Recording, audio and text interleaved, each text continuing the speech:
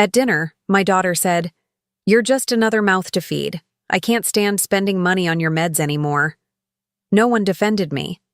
On Monday, I sold the house and everything I owned. I'm glad to have you here.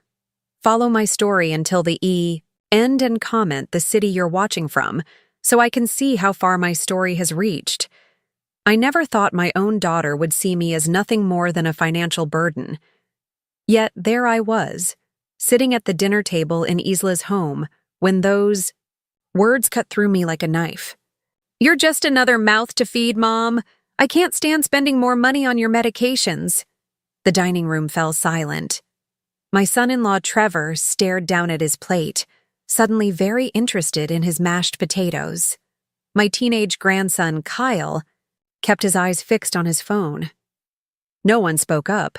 No one defended me. I sat there, my hands trembling slightly as I set down my fork.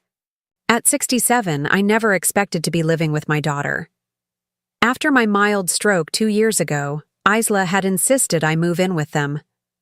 "It's safer this way," she'd said. "We can take care of you."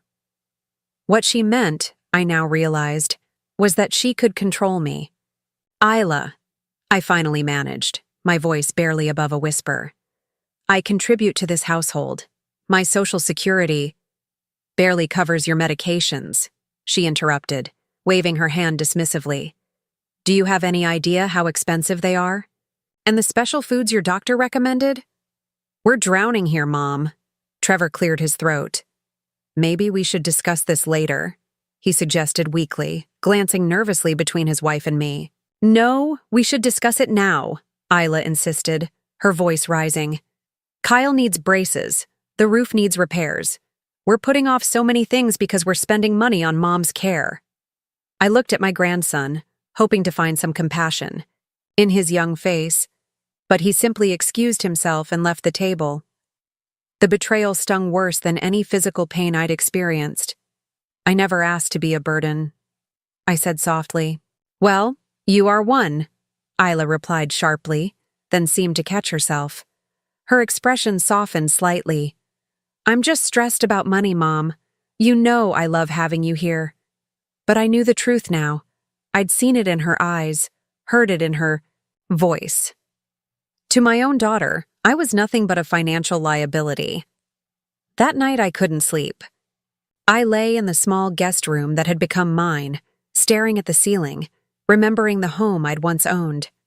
The beautiful 3-bedroom house where I'd raised Isla after her father died. The home I still owned, sitting empty because Isla convinced me it was too much for you to manage, Mom. By morning, I'd made my decision.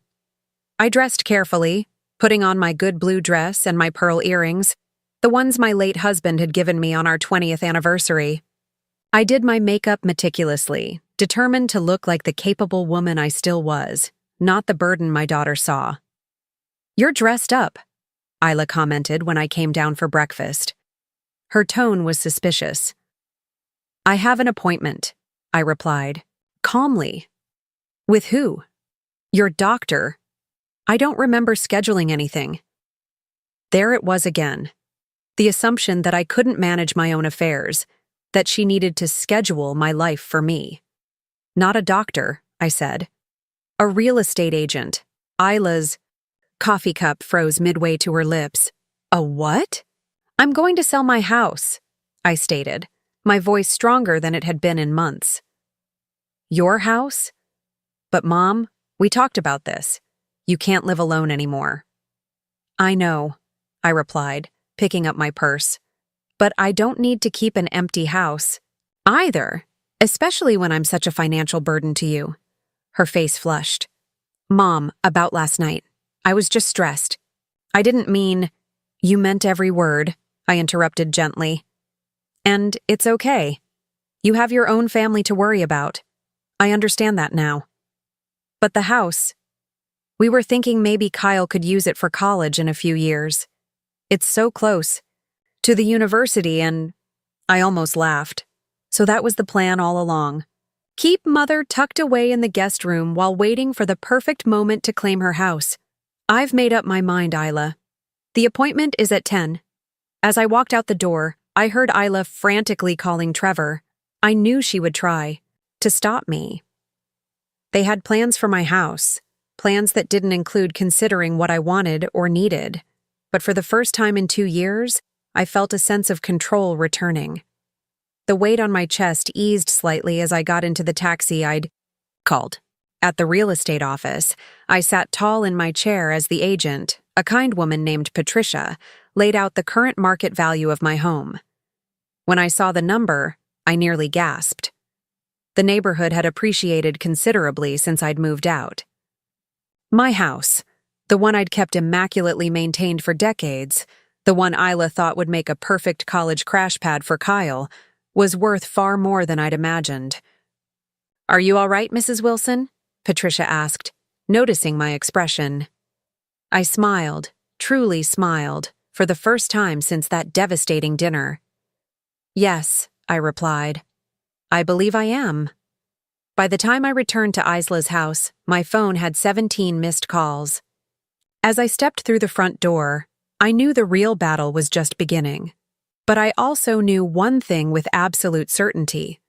I would never again allow myself to be just another mouth to feed. The moment I stepped back into Isla's house, I could feel the tension. Trevor was pacing in the living room and Isla rushed toward me, her face flushed with anger and panic. "What were you thinking?" she demanded. "You can't just make decisions like this without consulting us." I set my purse down calmly. "I don't need to consult anyone about selling my own property, Isla." "But Mom, you're not—" She stopped herself, but I knew what she was about to say. "Not capable. Not in your right mind. Not smart enough to handle your own affairs." "Not what?" I challenged, my voice quiet but firm. Trevor stepped in, always the mediator. "Norma, we're just concerned. It's a big decision, and with your health. Issues?" "My health is fine," I interrupted. "The stroke was 2 years ago, and my doctor says I'm doing well. I take my medication, I exercise, and my mind is perfectly clear." "That's not the point," Isla said, throwing her hands up. "The point is that we're family, and we make decisions together. That house has been in our family for decades. You can't just sell it on a whim because you got your feelings hurt at dinner." My feelings hurt, as if I were a child who'd been told I couldn't have dessert. "Patricia, that's my real estate agent, says the house could sell for nearly twice." "What we thought," I said, changing the subject. "The neighborhood has become quite desirable." I watched as Isla and Trevor exchanged a quick glance. Something passed between them. Surprise, calculation, interest. That's great, Mom," Isla said, her tone softening. "All the more reason to think carefully about this. Maybe we could rent it out instead. That would give you income without losing the property." I shook my head. "I've made up my mind." That night, as I lay in bed, memories flooded back. I remembered buying that house with Harold, my late husband. How proud we'd been of our little starter home, with its small backyard, where Isla would eventually take her first steps. After Harold died of a heart attack when Isla was only 8, I'd somehow managed to keep that house, working 2 jobs while raising our daughter alone. I remembered the sacrifices, skipping lunch so Isla could have new school clothes, postponing, home repairs so she could take dance lessons, giving up my dream of going back to college so she could attend the university of her choice. I'd put everything I had into giving Isla a good life, into making sure she never felt the absence of her father too keenly. When had she started seeing me as a burden? When had my value in her eyes diminished to nothing more than the cost of my heart medication? The next morning, I was up early. I made coffee and sat at the kitchen table with my notebook, making lists and calculations. My Social Security wasn't much, but combined with the proceeds from selling the house, I could support myself comfortably for many years. "You're up early," Trevor said, startling me as he entered the kitchen. He poured himself coffee and sat across from me, his expression serious. "Isla's really upset, you know." "I know," I replied, closing my notebook. He sighed. "Look, Norma, I understand you're hurt. What Isla said it wasn't right. But she's under a lot of pressure. The mortgage, Kyle's college fund, my job isn't as secure as it used to be. I understand pressure, Trevor, I said quietly. I raised Isla on a teacher's aide salary after her father died. I never once complained about the cost of raising her. He had the decency to look embarrassed. I know, we were counting on that house, Norma. And there it was. The truth, finally spoken aloud. For what? I asked, though I already suspected the answer. Trevor stared into his coffee. We've been having some financial issues. We thought maybe we could take out a home equity loan on your place, just until things stabilize. Isla didn't want to worry you with it. No, she just wanted to control my assets while treating me like an unwelcome guest. I'm sorry about your financial troubles, I said sincerely. But I need to take care of my own future. Later that day, I visited my doctor for a routine checkup. As Dr. Reynolds checked my blood pressure, I asked the question that had been bothering me. Are my medications really as expensive as my daughter claims? She says they're draining her finances. Dr. Reynolds frowned, looking confused. Your prescriptions are all generics, Mrs. Wilson. With your Medicare Part D coverage, they shouldn't cost more than $30 a month total. I felt a chill run through me. $30 a month. That was the financial burden Isla had been complaining about. Is something wrong? Dr. Reynolds asked, noticing my expression. Just realizing some truths, I replied. When I returned to Isla's house, I decided to look through my medication bottles. They were kept in a kitchen cabinet. So I can manage your refills, Isla had insisted. But as I examined them, I noticed something odd. The labels had been switched to generic bottles with handwritten instructions. I called the pharmacy, pretending I needed information about a refill. When I gave them my name, the pharmacist confirmed my suspicion. Isla had been picking up my medications for months, but the insurance copay was minimal. Where was the rest of my Social Security money going? I'd been giving Isla fun $200 each month to contribute to the household and cover my medical expenses. I'd trusted her completely. That evening, as I sat in the backyard watching the sunset, Kyle came and sat beside me.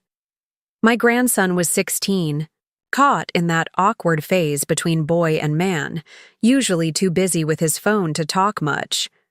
Are you really selling your house, Grandma? He asked. Yes, I am.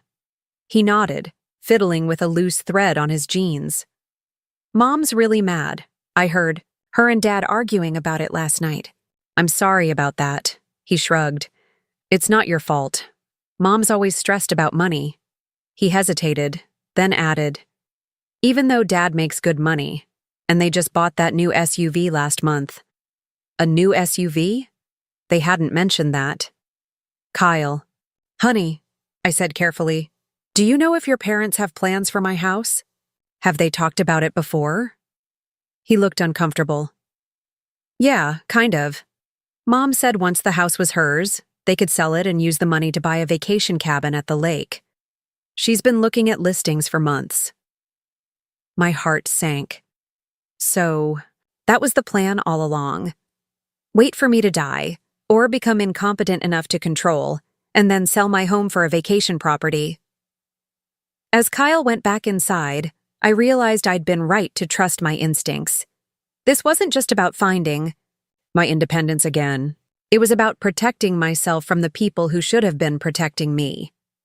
The real estate agent called the next morning with news. She already had 3 interested buyers who wanted to view the house. The market was hot, and my well-maintained, mid-century home in a desirable neighborhood wouldn't last long. As I hung up the phone, I caught Isla watching me from the doorway, her expression unreadable. So you're really going through with this, she said. It wasn't a question. Yes, I replied simply. I am. The morning after my conversation with Kyle, I woke to shouting downstairs. I recognized Isla's voice immediately, sharp with anger. I dressed quickly and made my way down the hallway, stopping just short of the staircase. "How could you let this happen?" Isla was yelling at Trevor. "You're supposed to be keeping an eye on her finances." "I tried, Isla, but your mother isn't. Incompetent. She has every right to sell her own property. We had plans for that money." Isla's voice cracked with frustration. "The lake house, Kyle's college, our retirement, everything we've been working toward." "Everything we've been working toward?"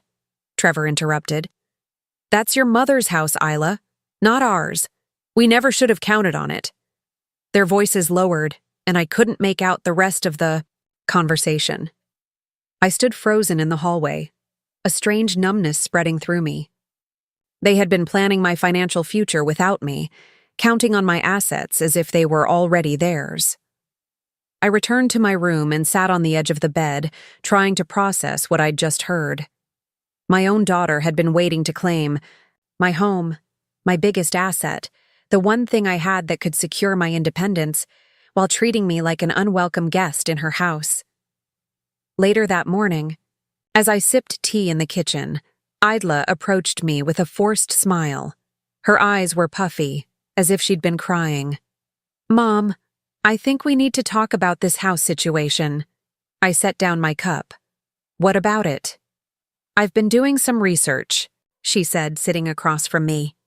"There are concerns about your capacity to make major financial decisions after your stroke." My heart began to pound. "What are you saying, Isla?" "I'm saying that we might need to consider a guardianship arrangement." Her voice was gentle, but her eyes were cold and determined. "Just to protect you from making hasty decisions you might regret." The threat was clear. If I didn't back down about selling my house, my daughter would try to have me declared incompetent. "I had a mild stroke 2 years ago," I said evenly. "Dr. Reynolds has confirmed repeatedly that my cognitive function is normal." Cognitive decline can be subtle, Mom. You might not even realize. Stop! My voice was sharper than I intended. "I know exactly what you're doing, and it won't work." Isla's expression hardened. "I'm trying to protect you." "No," I said quietly. "You're trying to protect your inheritance." The mask of concern slipped completely from her face. "Do you have any idea how much we've sacrificed to take care of you? The vacations we've postponed, the renovations we've put off? And now you want to sell the one asset that could make up for all that?" "I never asked you to postpone anything for me," I replied. "In fact, Kyle mentioned your new SUV. That doesn't sound like a family making sacrifices." Isla flushed. "That's different. We needed a reliable vehicle, and I need security for my future." She stood abruptly. "Fine. Sell the house, but don't expect us to keep supporting you when you've blown through that money." After she stormed out, I sat at the kitchen table, my hands trembling slightly. I needed help. Someone who could advise me legally and protect me from Isla's threats. I thought of my old friend Judith, who had retired from her law practice a few years ago. We'd lost touch after I moved in with Isla, who had always claimed Judith was a bad influence, who encouraged my independence too much. Now I understood why. I found Judith's number in my old address book and called from the landline while Isla was out running errands. "Norma?" Judith sounded delighted. "It's been ages. How are you?" "I need your help, Judith," I said, my voice breaking slightly. "My daughter, she's trying to control my finances. She's threatening guardianship to stop me from selling my house." Judith's warm tone turned serious. "Tell me everything." And I did. The dinner conversation, the discovery about my medications, the overheard argument, and this morning's threat. Judith listened without interrupting, occasionally making small sounds of dismay. "This is elder financial abuse, Norma," she said when I finished. "And emotional abuse as well. You need to protect yourself." "How? If she files for guardianship—" "She won't win," Judith said firmly. "Not if you're proactive. You need a cognitive assessment from your doctor, And you need to secure your important documents. Can you get out of the house for a few hours tomorrow? I told her I could, and we made a plan to meet at her home. For the first time in weeks, I felt a glimmer of hope. I wasn't alone in this fight. That evening, as I was helping Kyle with his history homework, he asked me a question that caught me off guard. "Grandma, are you and Mom fighting because of the money?" I looked at him, surprised. "What money, sweetheart?" He fidgeted with his pencil. "I heard Mom telling Dad that you get almost $3,000 a month from Social Security and Grandpa's pension. But you only give them $1,200. I felt a chill run through me. "That's right. The rest goes into my savings account." Kyle nodded. "Mom says that's selfish because they do everything for you." "But," he hesitated, then continued in a rush, "I don't think they do that much. You cook dinner most nights and you do your own laundry, and you even drive yourself to your appointments most of the time." I reached out and squeezed his hand. "Thank you for telling me this, Kyle." "Are you mad at Mom?" he asked quietly. "I'm disappointed," I admitted. "But mostly I'm sad that she sees me as a burden instead of as her mother." Kyle looked troubled. "Mom says if you sell your house, you'll waste all the money and then come crawling back when you're broke." I felt a surge of indignation. "I raised your mother by myself after your grandfather died. I put her through college. I've never been irresponsible with money in my life." "I know," Kyle said simply. "That's what Dad said too." That night, I couldn't sleep. I kept thinking about Isla's threat of guardianship and wondering how my sweet little girl had grown into someone who would try to control her own mother for financial gain. Had I spoiled her too much? Had I failed to teach her compassion? The next morning, I slipped out early to meet Judith. She lived in a small but elegant condo downtown, and seeing her familiar face at the door, lined with more wrinkles than I, remembered but still warm and sharp-eyed, brought tears to my eyes. "Oh, Norma," she said, pulling me into a hug. "We'll sort this out, I promise." Inside, she had coffee waiting and a notepad ready. For the next 2 hours, we developed a plan to protect my assets and my autonomy. Judith had called in a favor from a former colleague who specialized in elder law. She'd also contacted Dr. Reynolds, who agreed to provide a formal assessment of my cognitive capacity. "The most important thing," Judith said, "is to move quickly before Isla can file for guardianship. Once you have the proceeds from your house sale, you need to protect that money in a way she can't access." As I left Judith's condo, I felt both stronger and sadder. I had a plan now, a way forward. But I'd also lost something precious. The illusion that my daughter loved me unconditionally. That family meant protection rather than exploitation. My phone buzzed with a text from Isla. "Where are you? We need to talk." I took a deep breath and headed back to a house that no longer felt anything like home. When I returned to Isla's house, Trevor's car was in the driveway alongside an unfamiliar sedan. My stomach knotted as I let myself in through the front door. Voices drifted from the dining room, Isla's tense and insistent, a man's smooth and professional. I stepped into the doorway and froze. Isla and Trevor sat at the table with a man in a charcoal suit who was shuffling through papers. They all looked up when I entered. "There you are," Isla said, her smile tight and artificial. "Mom, this is Mr. Donovan. He's a family attorney who specializes in elder care issues." The pieces clicked into place immediately. Isla hadn't wasted any time. "I see," I said calmly, setting my purse on the sideboard. "And why is a family attorney here, Isla?" Mr. Donovan stood and extended his hand. "Mrs. Wilson, your daughter is concerned about some recent decisions you've been making. She asked me to discuss options for ensuring your financial security." I didn't take his hand. "My financial security is precisely what I'm trying to ensure by selling my house, Mr. Donovan." Isla jumped in quickly. "Mom's had some cognitive issues since her stroke. She gets confused about money sometimes." The lie. was so blatant, so calculated that for a moment I couldn't respond. Trevor shifted uncomfortably in his chair, not meeting my eyes. "That's completely false," I finally said, my voice steadier than I felt. "I had a mild stroke 2 years ago. My doctor has consistently confirmed that my cognitive function is normal." Mr. Donovan looked between us, clearly sensing he'd stepped into a more complicated situation than Isla had described.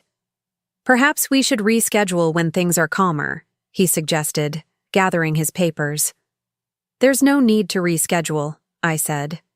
"I have no intention of discussing my financial affairs with you at any time, Mr. Donovan." Isla stood up, flustered. "Mom, you're being ridiculous. We're trying to help you." "By claiming I'm mentally incompetent? By lying to an attorney about my health?" Mr. Donovan cleared his throat. "Mrs. Wilson, would you be willing to undergo a cognitive assessment, just to establish a baseline?" "I already have an appointment scheduled with my neurologist for exactly that purpose," I replied, grateful for Judith's foresight. "The results will be sent to my attorney." "Your attorney?" Isla's voice rose an octave. "Since when do you have an attorney?" "Since I realized I needed protection from my own daughter." The words hung in the air, heavy and irrevocable. Trevor stood up and escorted Mr. Donovan to the door, murmuring apologies. When he returned, his face was grim. "That was humiliating," he said to Isla. "You told me he was coming to discuss estate planning, not guardianship." "What was I supposed to do?" Isla snapped. "She's about to throw away everything we've worked for." "It's not yours to lose," I said quietly. "It never was." Isla turned to me, tears welling in her eyes. "How can you do this to us, after everything we've done for you?" "What exactly have you done for me, Isla? Overcharged me for medications I don't need? Taken my Social Security money? While I cook and clean for myself? Made me feel like a burden in your home?" Trevor stepped between us, hands raised placatingly. "Let's all calm down. Norma, maybe you should rest. It's been a stressful day." The suggestion that I needed to rest after being ambushed with an attorney was the final straw. "I'm not a child, Trevor, and I'm not going to be manipulated or gaslighted in this house any longer." I turned and walked upstairs to my room, where I began packing my essentials into a small suitcase. I didn't have many belongings here. Most of my things were still in storage or at my house. As I folded a sweater, there was a soft knock at the door. "Grandma?" Kyle's voice was hesitant. "Can I come in?" "Of course, sweetheart." He slipped inside, closing the door behind him. His eyes widened at the sight of my half-packed suitcase. "Are you leaving?" "Just for a little while," I said, not wanting to worry him.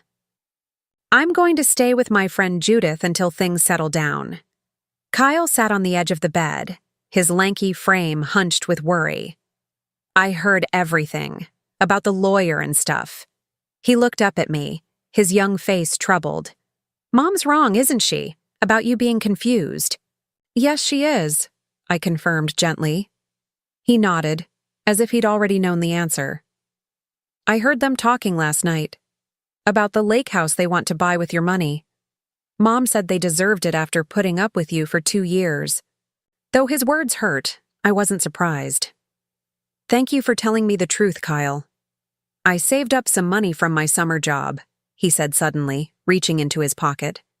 He pulled out a crumpled wad of bills. "It's only $87, but you can have it if you need it." Tears pricked my eyes as I looked at my grandson's earnest face and the small offering in his hand. In that moment, he showed more compassion and understanding than his mother had in years. "That's very kind of you," I said, gently closing his fingers back around the money. "But you keep it. I'll be just fine." "Promise you'll still see me? Even if you and Mom are fighting?" "I promise," I said, pulling him into a hug. "Nothing could keep me away from you." After Kyle left, I called Judith and asked if I could stay with her for a few days. She agreed immediately. When my taxi arrived, I carried my suitcase downstairs to find Isla waiting in the foyer, arms crossed. "Where do you think you're going?" she demanded. I'm staying with Judith for a while, I replied, setting my suitcase down. I think we all need some space. So you're running away instead of dealing with this like an adult? I almost laughed at the irony. Isla, I'm not the one who tried to have my family member declared incompetent rather than having an honest conversation. Fine, she said, her voice hard.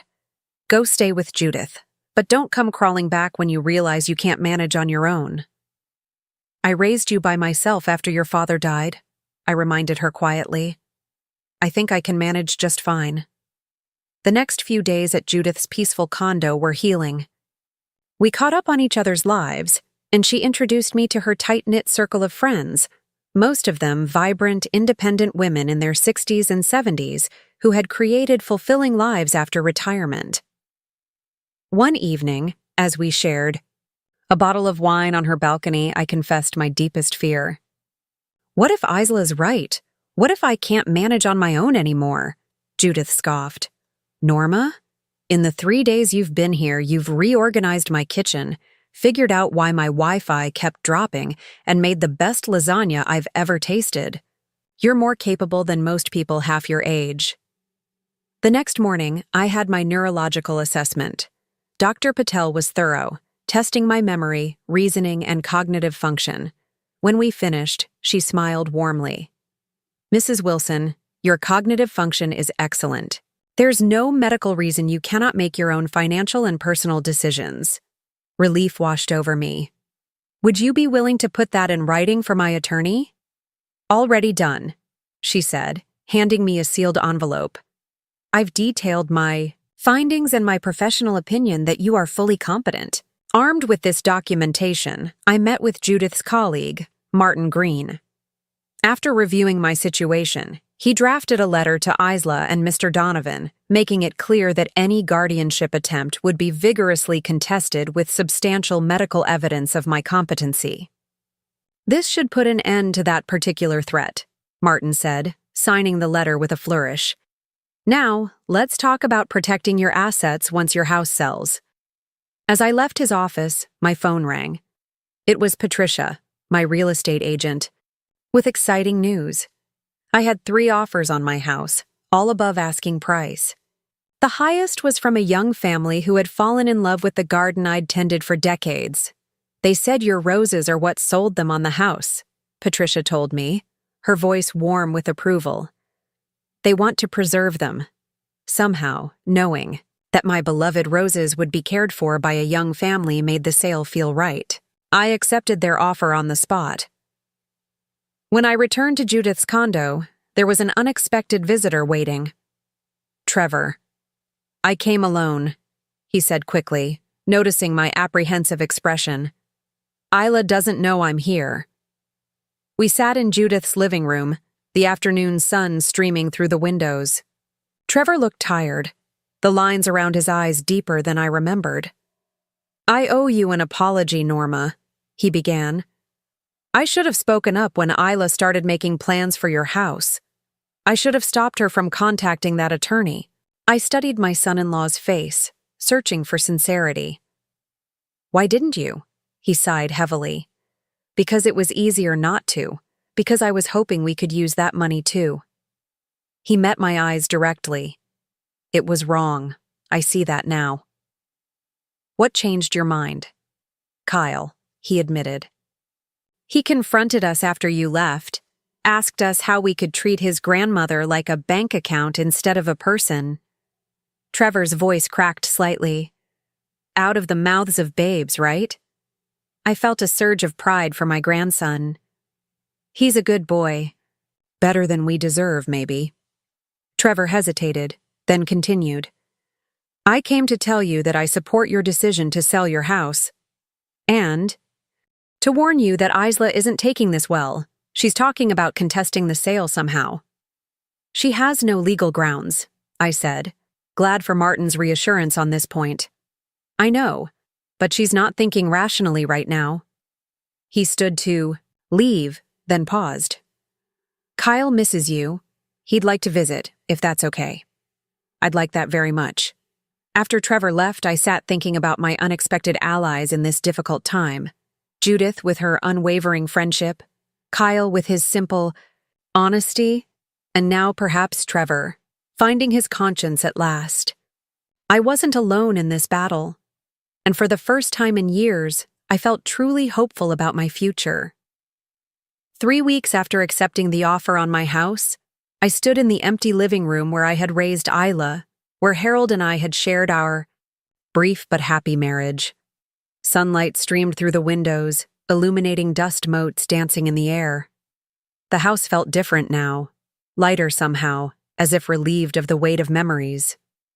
"Are you okay?" Judith asked, touching my arm gently. I nodded. Just saying goodbye. We walked through each room one last time, my footsteps echoing on the hardwood floors. In the master bedroom, I paused by the window that overlooked my rose garden, now legally the property of the young couple who would be moving in next week. "They promised to take care of the roses," I said, more to myself than to Judith. "I know," she replied. "That's a good sign. They'll respect the home you created here." Downstairs, I handed my keys to Patricia, who gave me a thick envelope in return. "Congratulations, Mrs. Wilson," she said warmly. "The funds have been transferred to your account as well, but here's the final paperwork for your records." In the car, Judith glanced at me. "Ready for the next chapter?" I took a deep breath. More than ready. The next morning, I signed the lease. On my new apartment in Silver Oaks, a community for active seniors. It wasn't the sterile nursing home Isla had threatened me with when I first mentioned moving out. Instead, it was a vibrant community of people my age who were living independently, but enjoyed the security and social aspects of having neighbors nearby. My one-bedroom apartment was on the second floor, with a small balcony overlooking a courtyard garden. The kitchen was compact but modern, and the living room had large windows that filled the space with light. It wasn't my house, with its decades of memories, but it felt right for this new phase of my life. With Judith's help, I moved. In the essentials I'd kept in storage and purchased a few new pieces of furniture. Kyle came to help, excited about setting up my new television and showing me how to use the community's Wi-Fi. "This place is cool, Grandma," he said, looking around appreciatively. "Way better than our guest room." I smiled, watching him arrange my books on the new shelves. "I think so too. Has Mom seen it?"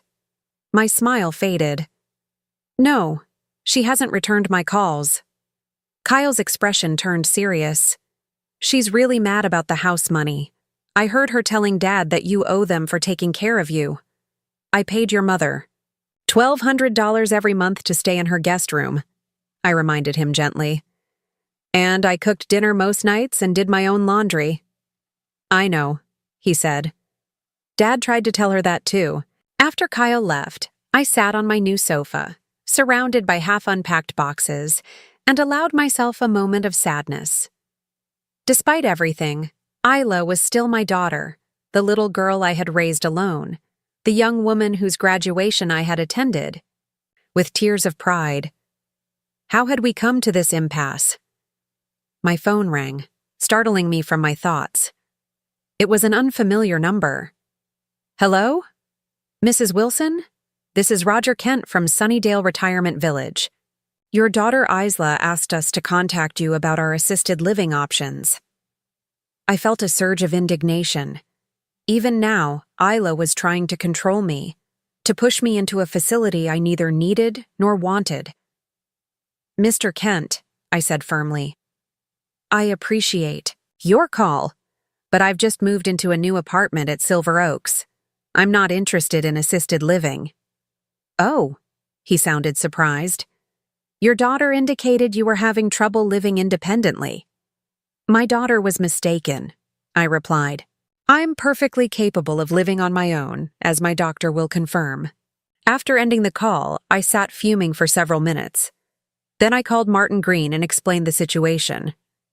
"This is harassment," he said. "I'll send another letter making it clear that any further attempts to interfere with your living..." Arrangements will have legal consequences. The next day, I had my first visitor at Silver Oaks, Trevor. He stood awkwardly in my doorway, a small plant in his hands. "Housewarming gift?" he explained, offering it to me. "It's a peace lily. The guy at the nursery said they're hard to kill." "Thank you," I said, taking the plant and stepping aside to let him in. "Would you like some coffee?" He nodded, looking around the apartment with obvious surprise. "This is nice, really nice." "Did you expect me to be living in squalor?" I asked, unable to keep the edge from my voice. Trevor had the grace to look embarrassed. "Honestly, I don't know what I expected. Isla has been saying you're going to blow through your money and end up in some terrible place. But," he gestured at my apartment, "this is nicer than our first place was." I handed him a mug of coffee. "That's because I'm not blowing through my money. I've invested most of it, actually. This place is comfortable and affordable." We sat at my small dining table, an uncomfortable silence stretching between us. "Isla tried to get me into assisted living," I said finally. Trevor sighed. "I know. I told her not to, but she wouldn't listen. She's convinced you need supervision." "What I need is respect," I countered. "Something Isla seems incapable of giving me." "She's scared," Trevor said quietly. "When you sold the house, it was like her safety net disappeared. We've been counting on that money for years, for retirement, for emergencies, for Kyle's college. Without it, we're just—" He trailed off, looking into his coffee. "Normal," I finished for him. "You're just normal people who need to live within their means, like everyone else." He nodded slowly. "Yeah, and that's terrifying for Isla. She grew up watching you struggle after her dad died. I think she's always been afraid of ending up in that same position." For the first time, I felt a glimmer of understanding. Isla had been 8 when Harold died, old enough to sense the financial strain, but too young to understand why I sometimes cried at night over unpaid bills. Had that childhood insecurity grown into this desperate need for financial control? "I never wanted Isla to struggle the way I did," I said softly. "But that doesn't give her the right to take my security away." "I know," Trevor replied, "and I've tried to tell her that, but she's not ready to hear it yet." As he was leaving, Trevor paused at the door. "Kyle wants to know if he can stay over sometime. He misses you." "I'd like that," I said. "He's welcome anytime." Over the next few weeks, I settled into a comfortable routine at Silver Oaks. I joined a book club that met in the community room, started taking water aerobics classes at the pool, and even befriended my neighbor Eleanor, a retired librarian with a wicked sense of humor. Kyle visited every weekend, sometimes staying overnight on my pull-out sofa. Isla remained distant, ignoring my calls and texts. I sent her a card with my new address and phone number just in case, but received no response. The silence hurt, but I refused to let it overshadow the new life I was building. 1 month after moving in, I received a letter from Martin. The retirement village incident had been the last attempt by Isla to interfere with my independence. Martin's stern warning about potential legal action had apparently made an impression. That evening, as I sat on my balcony enjoying the sunset, my phone rang. It was Isla. "Hello?" I answered, my heart racing. "Mom." Her voice was tight, controlled. "I need to talk to you about something important." "I'm listening," I said cautiously. "Not over the phone. Can we meet tomorrow? There's a coffee shop near where you're living now, the Brewing Pot." "I know it," I said. "What time?" 11, she replied, and hung up without saying goodbye. I sat holding the phone, a mixture of hope and apprehension swirling in my chest. What did Isla want? Was this an olive branch, or another attempt to control me? Whatever tomorrow would bring, I knew one thing for certain. I was no longer the vulnerable woman who had sat silently at that dinner table, absorbing the hurt of being called another mouth to feed. I was stronger now, more confident in my worth and my rights. I would listen to what Isla had to say, but I would not compromise my hard-won independence. As the stars began to appear in the darkening sky, I made a silent promise to myself. No matter what happened with Isla, I would continue building this new life I had created. A life where I was valued not for what I could provide, but for who I was. The brewing pot was busy when I arrived, the morning rush of students and professionals grabbing coffee before work or class. I found a quiet table in the corner and ordered a chamomile tea, my stomach too knotted for anything stronger. At precisely 11, the bell above the door jingled, and Isla walked in. She wore a tailored blazer and pencil skirt, her work clothes, and her hair was pulled back in a tight bun. She looked exhausted, with dark circles under her eyes and a tightness around her mouth that reminded me of how I used to look during the hardest years after Harold died. Our eyes met across the cafe, and for a moment I saw uncertainty flicker across her face. Then she straightened her shoulders and walked toward me. "Mom," she said stiffly, sitting down opposite me. "Hello, Isla," I replied. "You look tired." She waved away my concern. "I'm fine, just busy with work." The waitress came by, and Isla ordered a black coffee. We sat in awkward silence until her drink arrived. "How's Kyle?" I asked finally, unable to bear the tension. "He's fine. Getting good grades." She took a sip of her coffee. "He misses you." "I miss him too, though he visits quite often." Isla's lips thinned. "Yes, Trevor told me." Another silence fell between us, heavier than the first. "You wanted to talk about something?" I prompted gently. Isla set her cup down with deliberate care. "I need to ask you something, and I need you to be honest with me." "All right." She took a deep breath. "Did you sell the house because of what I said at dinner that night? About you being another mouth to feed?" I considered my answer carefully. "That was part of it," I admitted. Hearing those words from my own daughter hurt deeply, but it was more than that. It was realizing that you saw me as a burden, not as your mother. It was discovering that you were controlling my medications and taking my money while planning to use my house for your lake cabin. Isla flinched as if I'd slapped her. "How did you—" "Kyle overheard you and Trevor talking," I said, and I checked with my pharmacy and doctor. She had the grace to look ashamed, staring down at her coffee. "Why did you want to meet, Isla?" I asked directly. She looked up, and to my surprise, there were tears in her eyes. "We're losing the house." "Mom? What?" "We can't make the mortgage payments anymore. The bank is foreclosing." Her voice was bitter. "Turns out we were living beyond our means, just like you said." I sat back, shocked. "Isla, I'm so sorry." "Are you?" she challenged, anger flashing through her tears. "If you hadn't sold your house, we could have—" "Could have what?" I interrupted. "Taken my money to solve your financial problems?" "That was never going to happen, Isla. My house was not your emergency fund." She wiped at her eyes angrily. "You don't understand. We have debts. The new car, Kyle's private school tuition, the renovation we did last year." "Those were your choices," I said gently. "Not mine. You always lived so frugally," she continued as if I hadn't spoken.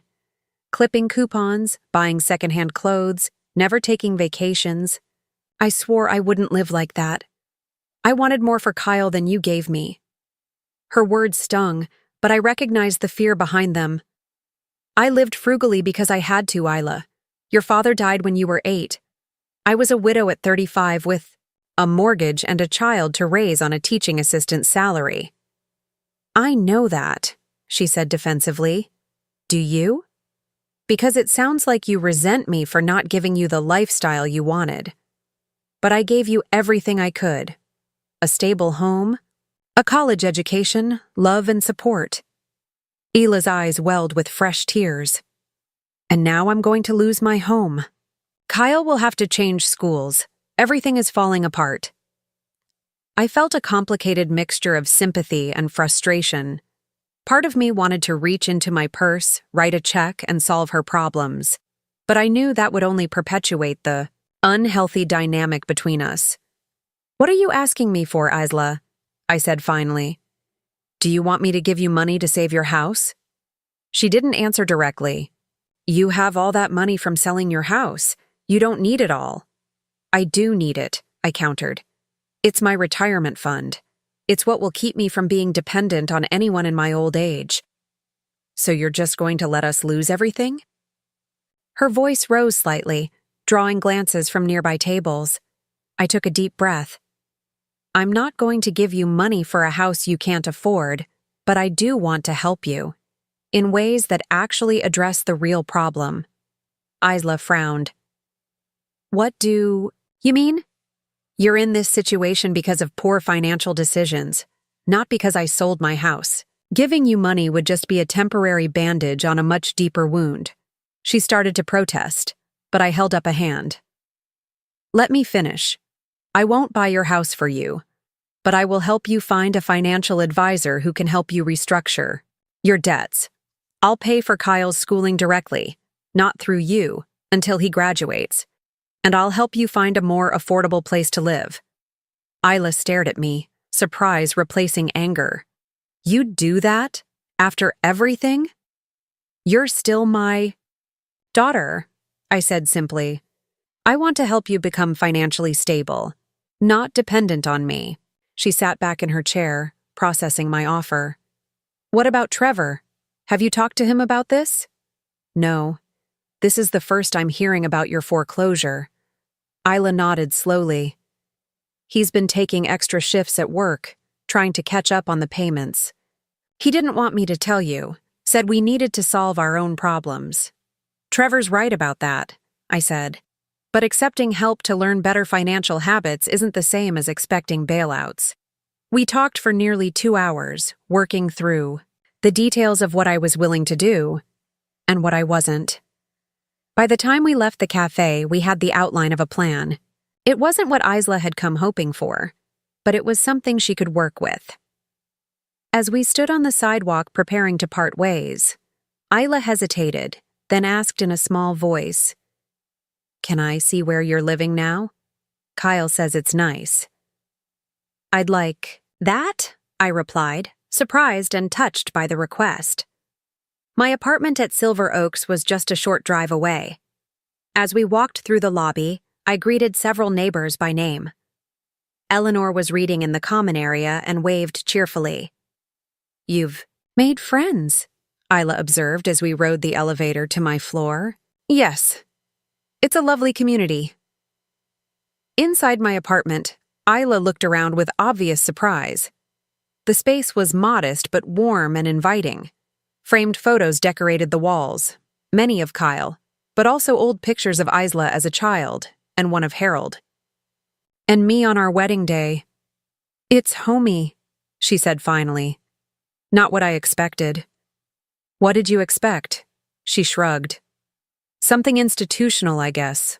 Cold." "This is my home now," I said. "I've made it my own." Isla wandered to the sliding glass door that led to my small balcony. "You even have space for plants. You always loved gardening." "Just a few pots," I said. "But the roses are coming along nicely." She turned to face me, her expression uncertain. "I was wrong about you, Mom. About a lot of things. It wasn't quite an apology, but it was a start. I know you were scared," I said gently. "Financial insecurity is terrifying. I remember those years after your father died, wondering how I would make ends meet." "I do too," she admitted. "I think that's why I've always been so focused on money. I never wanted to feel that fear again." "But in trying to protect yourself from one fear, you created another situation," I pointed out. "One that wasn't sustainable." She nodded, tears welling in her eyes again. "I'm sorry, Mom, for what I said at dinner that night, for how I treated you, for trying to control you." I stepped forward and took her hands in mine. I forgive you, Isla. But things have to be different going forward. I need you to see me as a person with my own needs and rights, not just as your mother or a source of financial security. I'm trying, she said. It's hard to change how you think overnight. I know. But acknowledging the problem is the first step. We talked a while longer, the conversation easier now that the hardest truths had been spoken. Before she left, Isla asked if I would come to dinner the following weekend. Just family, she assured me. No lawyers, no ambushes, I promise. 6 months later, I sat in the living room of Isla and Trevor's new home, a modest 3-bedroom rental in a pleasant neighborhood not far from Kyle's school. They had downsized significantly, selling the expensive SUV and many of their luxury items to pay down debt. With the help of the financial advisor I'd recommended, they were slowly rebuilding their credit and learning to live within their means. Kyle sprawled on the floor, showing me his latest science project. Isla brought in a tray of coffee and homemade cookies, looking more relaxed than I'd seen her in years. Trevor sat beside me on the sofa, filling me in on his recent promotion at work. We're thinking of buying again in a few years, he told me. Something smaller than the old place, but with a nice yard. Isla wants to try gardening. I glanced at my daughter, who smiled somewhat shyly.